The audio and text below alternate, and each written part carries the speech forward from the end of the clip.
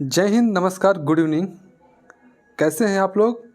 I hope आप लोग अच्छे होंगे। मैं अमर कुमार एक बार फिर से आप लोगों का स्वागत कर रहा हूं। ये आपका अपना ही चैनल है अमर स्टडी मित्र। तो फ्रेंड्स, जो है आप लोग देख ही रहे हैं किस तरीके से भर्तियां आ रही हैं। लगातार भर्तियों के नोटिफिकेशन, न्यूज़ अपडेट देखने को मिल रही है। जो लोग हमसे जुड़े होंगे वो लोग हमारे यूट्यूब चैनल के माध्यम से भी देख रहे हैं। दिल्ली पुलिस की भर्ती आने वाली है।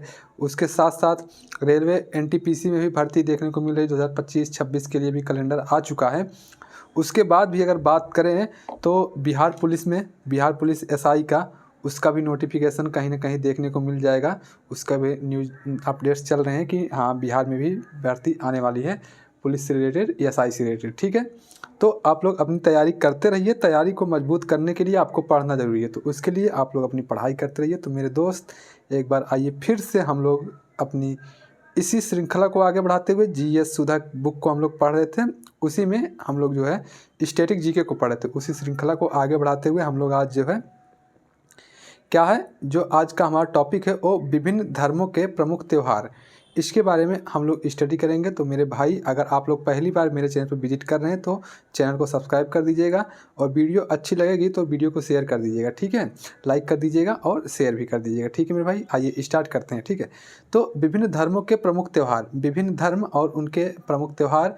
तो अगर इसकी बात करें तो आप लोग जानते ही हैं, भारत वैसे तो हिंदू धर्म की बहुलता है हमारे भारत में, लेकिन भारत देश सभी धर्मों को संभावना की नीति से, मतलब सभी धर्मों का समान रूप से सभी धर्मों की देखरेख करता है, और सभी धर्मों को मानने की शक्ति भी है यहाँ पर कि आप किसी भी धर्म की उपासना कर सकते हैं, किसी भी धर्म को मान सकते हैं। तो इसके लिए कोई रोक टोक नहीं है। कॉन्स्टिट्यूशन में भी आप लोगों ने देखा है, आर्टिकल 25 के तहत। ठीक है, तो ये सब चीज़ें थी, आगे हम लोगों ने देखा था। ठीक है, तो भारत में विभिन्न तरह के धर्म हैं। तो विभिन्न तरह के जब धर्म होंगे तो विभिन्न तरह के धर्मों से संबंधित प्रमुख त्यौहार भी होंगे। तो उन्हीं धर्मों से संबंधित उन्हीं के प्रमुख त्यौहारों के बारे में आज का यह सेशन है। ठीक है, सबसे पहले जैन धर्म की बात करें तो जैन धर्म, ठीक है, जैन धर्म की बात करें तो इसमें कौन कौन से पर्व मनाए जाते हैं।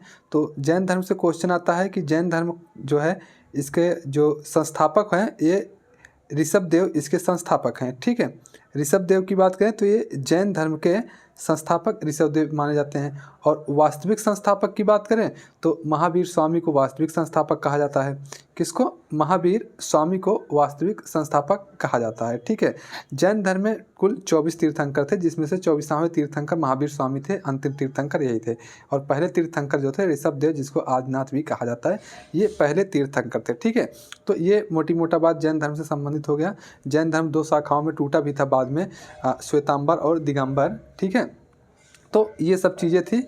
तो इसके बाद जैन धर्म के प्रमुख त्यौहार के बारे में देखें तो पर्युषण पर्व जो है, इनका एक प्रमुख त्यौहार है पर्युषण पर्व। ठीक है, इस पर्व को धीरज पर्व के नाम से भी जाना जाता है। किसके नाम से जाना जाता है?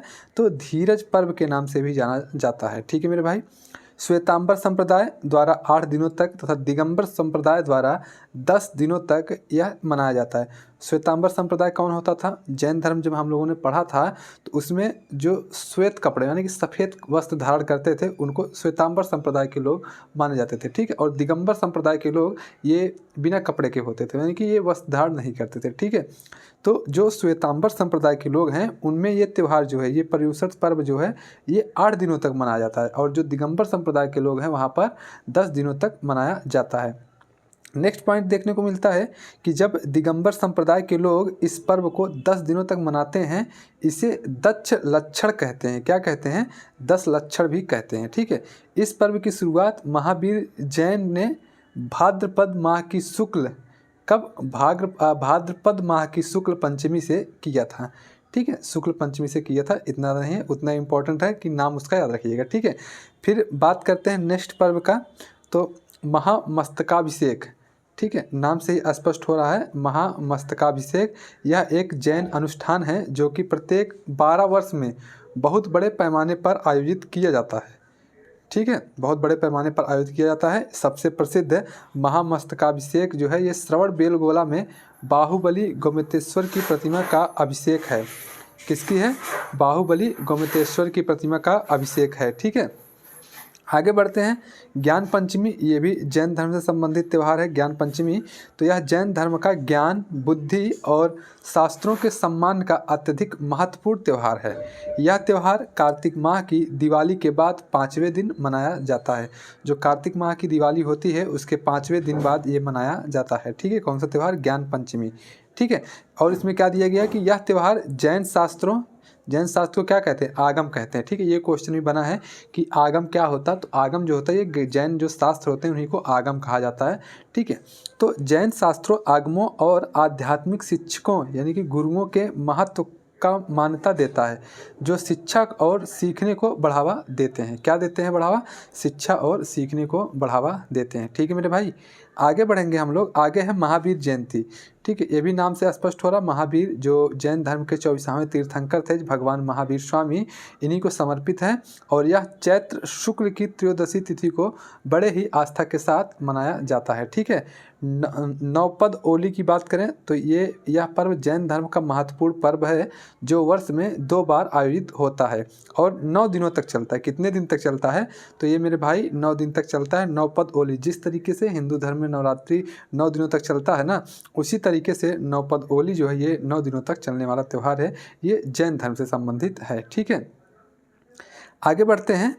आगे है, इस पर्व के दौरान जैन लोग ब्रह्मांड की 9 सर्वोच्च संस्थाओं जैसे अरिहंत, सिद्ध, आचार्य, उपाध्याय, साधु, साध्वी, सम्यक दर्शन, सम्यक ज्ञान, सम्यक चरित्र और सम्यक तप की पूजा करते हैं। ठीक है, फिर बात करेंगे कि इस पर्व के दौरान जैन लोग दिन में केवल एक बार भोजन करते हैं और स्वादिष्ट व्यंजन जैसे दूध, घी, तेल, चीनी, गुड़, दही और तले हुए खाद्य पदार्थ से परहेज करते हैं। यानी कि इस पर्व में क्या करते हैं? एक बार भोजन करते हैं पूरे दिन में, और जो तले भुने चीज़ हैं जैसे खाद्य पदार्थ हैं, जो स्वादिष्ट व्यंजन, दूध, घी है, ये सबको ये लोग अवॉइड करते हैं। इन लोगों को ये परहेज करते हैं। ठीक है, आगे चलते हैं। आगे है अक्षय तृतीया।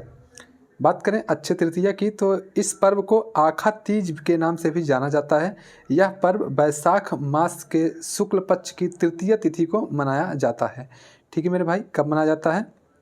वैशाख मास में शुक्ल पक्ष की तृतीय तिथि को मनाया जाता है। ठीक है, यह पर्व जैन धर्म में प्रथम तीर्थंकर आदिनाथ के पहले आहार का दिन है। इन्हें 13 महीने के उपवास के बाद आहार के रूप में गन्ने का रस दिया गया था। इस पर्व के दौरान जैन लोग ज्ञान दान और आवश्यक औषधियाँ दान करते हैं, क्योंकि आदिनाथ ने ही सबसे पहले दान के महत्व को समझाया था। ठीक है, ये चीज़ें हो गई। ठीक, अच्छे पर्व तक, अक्षय तृतीया तक हम लोगों ने पढ़ लिया। आगे हम लोग बढ़ते हैं। आगे देखते हैं बौद्ध धर्म से संबंधित त्यौहार। ठीक है, अब हम लोग बौद्ध धर्म से संबंधित त्योहारों को देखेंगे। तो सबसे पहले बौद्ध पूर्णिमा की बात करते हैं। काफ़ी ज़्यादा प्रसिद्ध त्यौहार है बौद्ध धर्म से संबंधित। यह वैशाख महीने की पूर्णिमा को मनाया जाता है। कौन सा त्यौहार? बौद्ध पूर्णिमा। ठीक है, इस दिन भगवान बुद्ध के जीवन की 3 घटनाएं हुई थी। भगवान बुद्ध का जन्म, ज्ञान प्राप्ति और उनका महापरिनिर्वाण। हम लोगों ने इतिहास पढ़ा था, आप लोगों ने पढ़ा होगा, कहीं से भी पढ़ा होगा, तो आप लोगों ने देखा होगा जो भगवान बुद्ध की जन्म हुआ था, उनको ज्ञान की प्राप्ति हुई थी, और उनको जो है जो महापरिनिर्वाण, यानी कि महापरिनिर्वाण से तात्पर्य होता है कि मृत्यु, जो उनका महापरिनिर्वाण हुआ था वो भी जो है पूर्णिमा के दिन हुआ था। इस कारण से जो बौद्ध पूर्णिमा है, इन 3 घटनाओं को जो पूर्णिमा के दिन होता है, तो इसी को बौद्ध पूर्णिमा के रूप में मनाया जाता है। ठीक है, आगे है, जब दिगंबर संप्रदाय के लोग इस पर्व को 10 दिनों तक मनाते हैं, इसे 10 लक्षण कहा जाता है। ये वहाँ वाला पॉइंट इसमें आ गया। मेन चीज़ जो बौद्ध धर्म है, बौद्ध धर्म दिगंबर और श्वेतंबर नहीं है, तो ये लाइन वहाँ से कट के आ गया। ठीक है, इस पर्व की शुरुआत महावीर जैन के, ये भी देखिए वहाँ से आ गया। ठीक, इसमें इतना ही याद रखिएगा, जो बौद्ध धर्म है, बौद्ध पूर्णिमा है, ये कब मनाया जाता है? यह पर्व वैशाख महीने की पूर्णिमा को मनाया जाता है। और क्यों मनाया जाता है? क्योंकि इसी पूर्णिमा के दिन भगवान बुद्ध से संबंधित 3 घटनाएं हुई थी, जैसे उनका जन्म होना, उनको ज्ञान की प्राप्ति होना और उनके जीवन में जो है उनका महापरिनिर्वाण होना। ठीक है, आगे बढ़ते हैं। सोंगक्रांत की बात करें तो संक्रांत जो है यह शब्द संस्कृत के संक्रांति शब्द से लिया गया है, जिसका अर्थ है ज्योतिषीय मार्ग। ठीक है, यह एक बौद्ध त्यौहार है जो थाई नव वर्ष के रूप में जाना जाता है। ठीक है, यह भारत में विशेषकर अरुणाचल प्रदेश और असम में मनाया जाता है और यह बसंत की सफाई का उत्सव है। क्या है? वसंत की सफाई का उत्सव है संक्रांत। ठीक है, आगे बढ़ते हैं। हल्दा उत्सव, बात करें हल्दा उत्सव की तो यह बौद्ध धर्म का नव वर्ष का त्यौहार है जो कि हिमाचल प्रदेश की लाहौल घाटी में मनाया जाता है। लाहौल और स्पीति घाटी का नाम सुने होंगे, हिमाचल प्रदेश की हैं, तो जो लाहौल घाटी है उसी वहीं यह मनाया जाता है हल्दा उत्सव। ठीक है, बौद्ध धर्म से संबंधित है और नव वर्ष का त्यौहार है बौद्ध धर्म का। यह त्यौहार बुरी आत्माओं को भगाने और खुशहाली बनाए रखने के लिए मनाया जाता है। ठीक है, इस उत्सव में लोग मशाल जलाकर जुलूस निकालते हैं और हाल्डा हो चिल्लाते हैं। हाल्डा हो ऐसा कह के चिल्लाते हैं, किसमें? हल्दा उत्सव में। ठीक है, आगे बढ़ते हैं। लहाबाब दूचैन, लहाबाब दूचैन की बात करें तो यह त्यौहार 9वें चंद्र मास के बैसाखवें दिन मनाया जाता है। यह त्यौहार भगवान बुद्ध के जीवन की 4 घटनाओं की याद में मनाए जाते हैं। वो 4 घटनाएं कौन कौन सी थी आपको याद होगा। ठीक है, जो बौद्ध त्योहारों में से एक है। ठीक है, यह त्यौहार भगवान बुद्ध के राज्य में 3 महीने तक अपनी माँ माया देवी को शिक्षा देने के बाद वहाँ के लौटने के उपलक्ष्य में मनाया जाता है। ठीक है, 4 मैं क्या बोल रहा था, 4 घटनाओं की बात कर रहे थे, तो 4 घटनाएं कौन कौन सी थी बुद्ध के जीवन की। जब भगवान बुद्ध निकलते हैं, महात्मा बुद्ध, जब उनका नाम मतलब जब उनको ज्ञान की प्राप्ति नहीं थी तो उनको महात्मा कहा ही नहीं जाता था, तब क्या उनका नाम था सिद्धार्थ। ठीक है, और राजा शुद्धोधन के पुत्र थे। ठीक है, वो निकलते हैं अपने घर से और जब महल से वे निकलते हैं, घूमने निकलते हैं, तो 4 घटनाएं देखते हैं। सबसे पहले क्या देखते हैं वे? एक बीमार व्यक्ति को देखते हैं। ठीक है, बीमार व्यक्ति को देखते हैं, फिर इसी तरीके से पूछते हैं कि क्या कैसे हुआ है बीमार व्यक्ति। फिर जो है एक जो है वृद्ध व्यक्ति को देखते हैं, तब अपने जो सारथी था उससे पूछते हैं। फिर एक मृत शरीर को देखते हैं, जो मृत व्यक्ति रहता है उसको देखते हैं। ठीक है, फिर उसके बाद जो है साधु को देखते हैं। फिर यहीं से उनके मन में जो है आता है विचार, जो है महात्मा बनने का उनके मन में यहीं से विचार प्रकट होता है। ठीक है, तो ये 4 घटनाएं थी जो बाद में काफ़ी ज़्यादा इम्पोर्टेंट मानी जाती हैं। ठीक है, फिर हम लोग बात करते हैं नेक्स्ट त्यौहार का, गलदान नामचोट। गलदान नामचोट की बात करें तो यह उत्सव महान तिब्बती बौद्ध संत जे तोत्सापा के जन्म और परिनिर्वाण से संबंधित है, जिन्होंने बौद्ध धर्म के गेलुग स्कूल की स्थापना में महत्वपूर्ण भूमिका निभाई थी। ठीक है, ज़्यादा इम्पोर्टेंट नहीं है।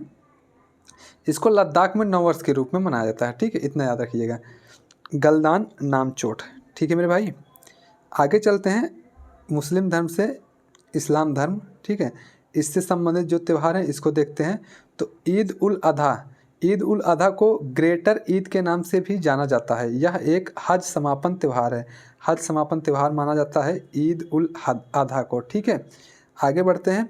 मिलाद उन नबी दूसरा है, मिलाद उन नबी। इसके बारे में देखेंगे तो इसमें दिया गया है कि यह उत्सव इस्लाम धर्म के अंतिम पैगंबर मोहम्मद साहब के जन्म से संबंधित है। ठीक है, पैगंबर मोहम्मद साहब जो थे इस्लाम धर्म के अंतिम पैगंबर, चाहे मानिए चाहे उनको उन्हीं ने स्टार्ट ही किया था ये भी मानिए, तो ये मोहम्मद साहब थे, उन्हीं के जन्म से संबंधित है मिलाद उल नबी।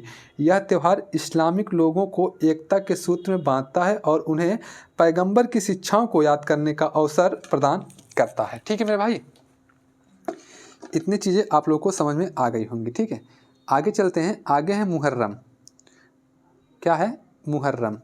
मुहर्रम का नाम सुने होंगे आप लोगों ने।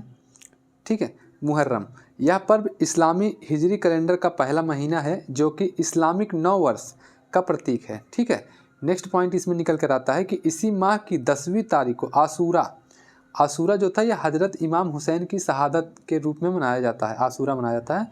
ठीक है, और उसी में ताजिया निकलता है, अपने यहाँ ताजिया कहते हैं। ठीक है, ताजिया तो वो निकाला जाता है मुहर्रम में, आशूरा उनकी शहादत में, मतलब एक प्रकार से शोक इसको समझिए, शोक से संबंधित है।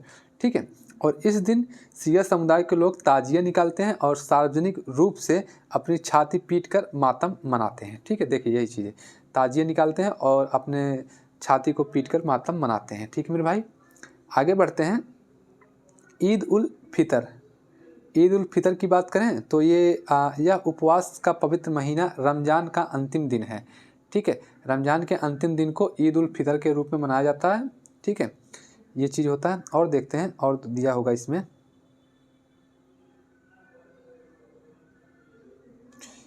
और है जो ईद उल फितर का अर्थ होता है उपवास तोड़ने का त्यौहार। इस रमज़ान के महीने में मुसलमान प्रतिदिन सुबह से शाम तक उपवास रखते हैं और रात में ही भोजन करते हैं, ठीक है। तो इसी दिन ईद उल फितर के दिन उपवास तोड़ा जाता है, ठीक है। नेक्स्ट आता है पारसी धर्म, ठीक। पारसी धर्म से संबंधित जो त्यौहार हैं, जैसे नवरोज़ का त्यौहार है, तो यह उत्सव पारसी लोगों का नववर्ष के रूप में मनाया जाता है। नवरोज़ को जो है ये पारसी धर्म में नववर्ष के रूप में मनाया जाता है।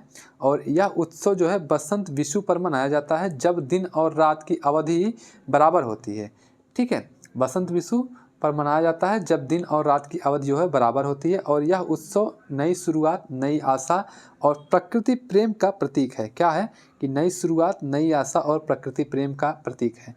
नेक्स्ट पॉइंट मिलता है कि यह भारत में नवरोज़ उत्सव की शुरुआत गुलाम वंश के सुल्तान बलबन ने 13वीं शताब्दी में की थी। कब की थी? तो 13वीं शताब्दी में बलबन के द्वारा नवरोज़ जो था, इसका नवरोज़ त्यौहार का शुरुआत किया गया था, ठीक है। ये क्वेश्चन बनता है कि सल्तनत काल में कौन था, जो गुलाम वंश का कौन सा शासक था, या फिर डायरेक्ट इसे पूछता है कि दिल्ली सल्तनत में या सल्तनत काल में नवरोज़ प्रथा या नवरोज़ त्यौहार मनाना किसने स्टार्ट किया था। तो बलबन का नाम वहाँ पर निकल के आता है, ठीक है मेरे भाई, इसको याद रखिएगा। नवरोज़ उत्सव की शुरुआत बलबन करता है, ठीक है। आगे आता है पपेती। बात करें पपेती की, तो पपेती जो है यह त्यौहार पारसी नव वर्ष के बाद मनाया जाता है और इस त्यौहार को पछतावे का दिन कहते हैं। क्या कहते हैं? पछतावे का दिन। इस पर्व में फारसी समुदाय के लोग परंपरागत वस्त्रों को पहनकर अग्नि मंदिर में पूजा अर्चना करते हैं और एक दूसरे को क्षमा देते हैं, ठीक है मेरे भाई। आगे है खोरदाद।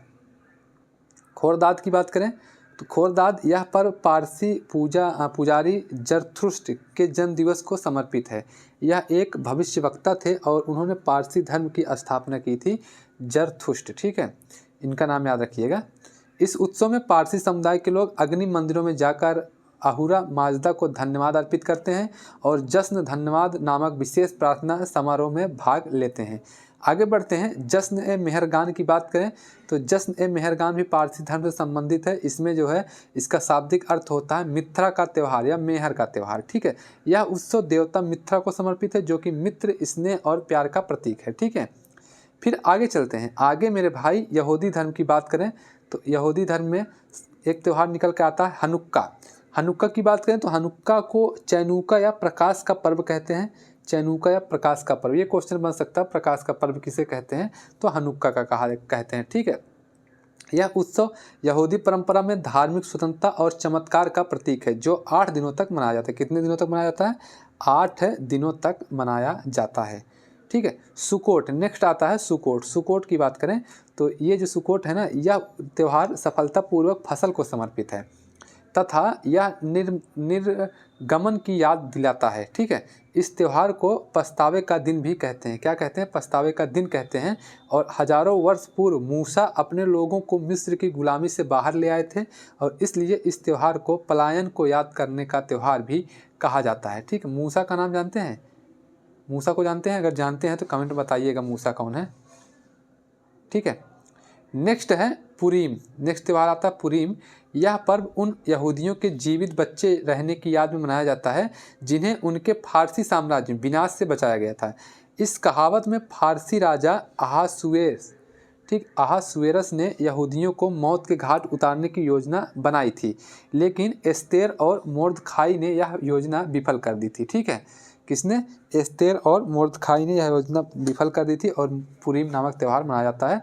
और हिब्रू कैलेंडर के आदार महीने में यानी कि फरवरी मार्च में 14 दिन तक मनाया जाता है, ठीक है।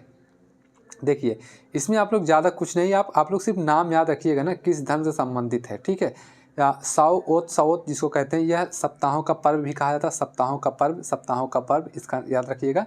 और यह उत्सव माउंट सिनाई या मूसा को तोरा या टोरा दिए जाने की स्मृति में मनाया जाता है, ठीक है। यहूदी से संबंधित है, यहूदी धर्म से, ठीक है मेरे भाई। इतनी हो गई। आगे बढ़ते हैं। सिंधी धर्म से संबंधित त्यौहार, ठीक है। सिंधी धर्म, ठीक है। सिंधी धर्म से तो चेटी चंड, ठीक है, ये देखते हैं। तो यह हिंदू चंद्र नव वर्ष के पहले दिन मनाया जाता है, जो कि चैत्र माह की चंद्र तिथि को पड़ती है।